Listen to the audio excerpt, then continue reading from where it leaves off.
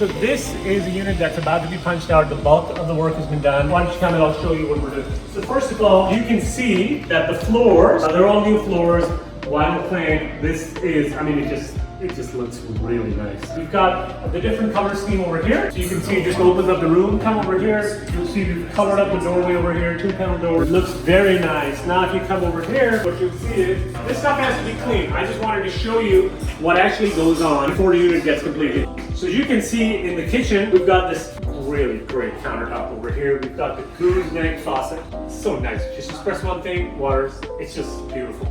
We basically painted over all the boxes. Again, it's got to get cleaned up, it's got to get dusted out. But what I wanted to show you was how great of an upgrade this looks.